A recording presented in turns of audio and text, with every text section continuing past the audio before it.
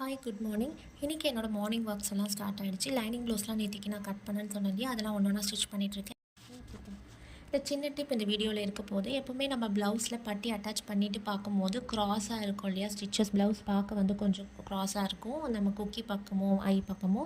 So அப்படி இல்லாமல் இருக்கணும்னா இந்த டிப் ஃபாலோ பண்ணுங்கள்.